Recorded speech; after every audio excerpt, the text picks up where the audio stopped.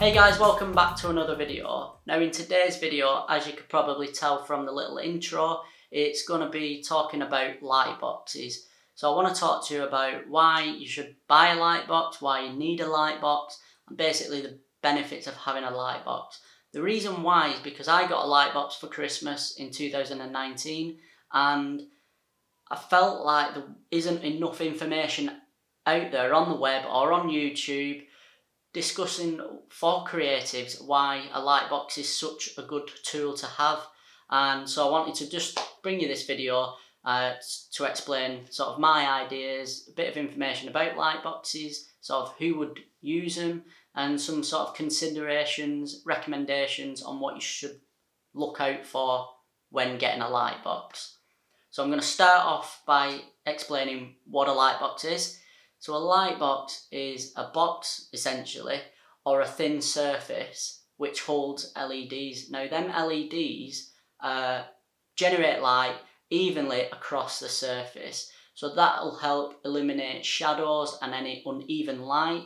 You might be thinking, well, who's using light boxes? So light boxes are fantastic tools for tracing. So whether you're an artist or an illustrator or a graphic designer, there's going to be a point where you might need to trace an image, trace part of an image. It's also great for artists, people who paint. So it's good because they can use the light box to help them draw out their initial line work ready for painting. So instead of just looking at an image trying to do it, or well, I'm not too sure what artists do, but it's a great tool for them to get the base layer down before applying all the paints. It's good for storyboard artists. So storyboard artists, you probably have seen little images and they sort of go along telling the story.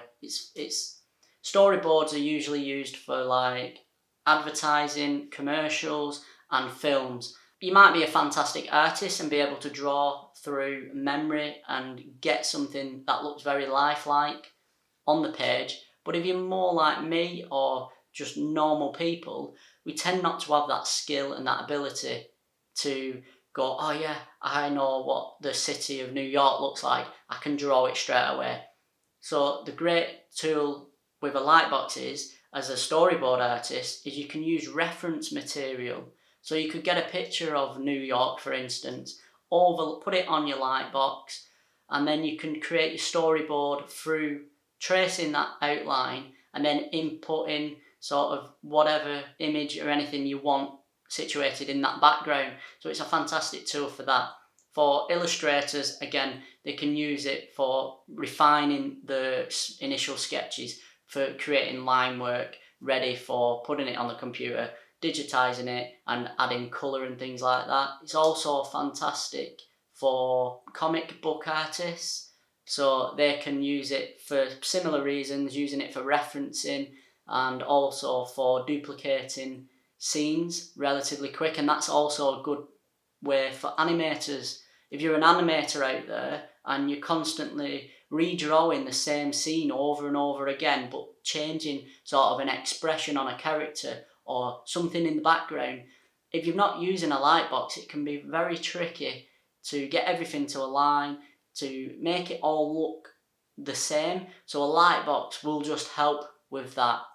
So like I said, a fantastic tool for animators, illustrators, artists, graphic designers, storyboard artists, comic book artists. There's just so many reasons why you should get a light box. Now, what's it good for? So it's good for tracing and drawing. It's also good for basically looking at film negatives. So if you've got old film negatives that you sort of stored away, a light box will be a fantastic way just to view them because of that high contrast that it gives. So you'll be able to see oh yeah, I remember that image, and then you can go and get it processed or use one of the fancy scanners to scan it into your computer. So, I mean, it's also good for anyone in the crafts sort of industry. You can use it for sort of creating embroidery or cross-stitch patterns. So there are some considerations you need to make or sort of think about when purchasing and when getting a light box. So the first consideration is the type of power that it's going to use. So there's 3 types of power that light boxes use. The first one is like general AC power, which plugged into the mains electric. That's a good source of power because it'll give consistent light, so you won't get any sort of dimming or any loss of power. It won't flicker or anything like that, so it's great for that. The second power option is to use a battery. So if they've got batteries in them, now they're great for portability. So if you want a person on the move wanting to use a light box on the move from sort of home office to a work environment, or you might just want to take it out to do some sketches somewhere in the public, like out and about, batteries are a fantastic option. The third option is to have it as a USB, because with a USB connection, you can plug it into your computer, no problems, and get consistent power. You can plug it into the mains using an adapter, again getting consistent power. You can use it with these power banks, just a charger on a power bank, so you can still take it around out portable. So I would say that if you can get a USB light box, because there's just basically more versatility when it comes to using it. The second consideration is the size of the light box. So the light boxes, you can generally get some light boxes like 6" by 9". So they're quite tiny. Obviously the price reflects that, and also it goes up to like A2 and even up to A1, because you can get like professional light boxes, light tables that are A1 size. So it just depends sort of what you're after, what size. Now, to determine what size you're going to need, I would recommend you look at what you're going to be using it for. The next consideration is the light source, the light that's coming from it. Now, generally speaking, a lot of light boxes offer different varied steps of light, and the reason for that is, say you're tracing something on thin card, you're going to need a lot of bright light shining through that paper, card or whatever, to be able to see what you're drawing. And obviously the lower the light source, the lower, the dimmer the light, it's going to be better for like tracing paper, layout pads, thin paper where you don't need as much light shining and penetrating through. And also a good reason for having a lower light, if you're using thinner materials, is that it won't cause that much strain on your eyes, so you're not going to be looking at bright light, so it's going to be gentler on your eyes as well. Generally they come with three modes, so you have a low, medium and high.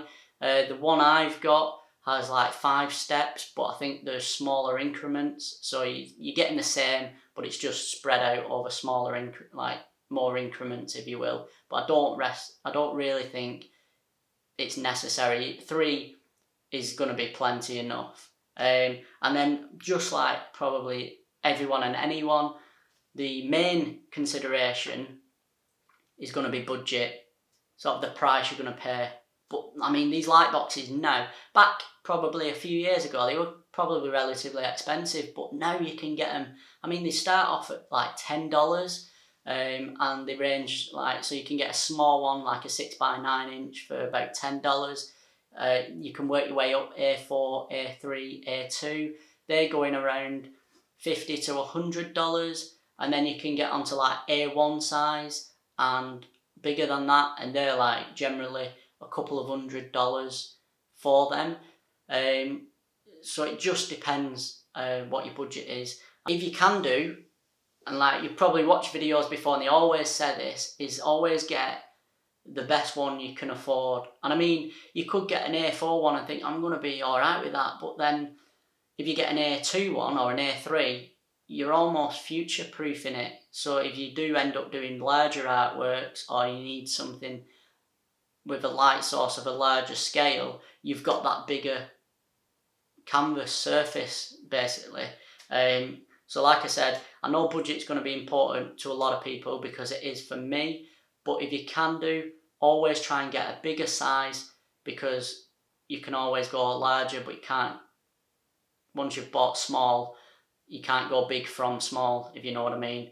So I've dropped some links below in the description of some of the light boxes that I recommend.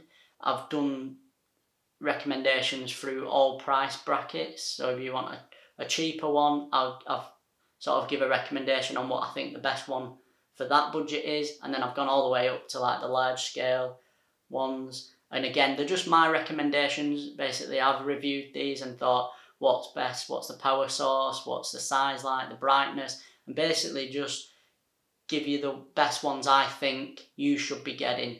So I hope you've enjoyed this sort of little video and you found it quite useful.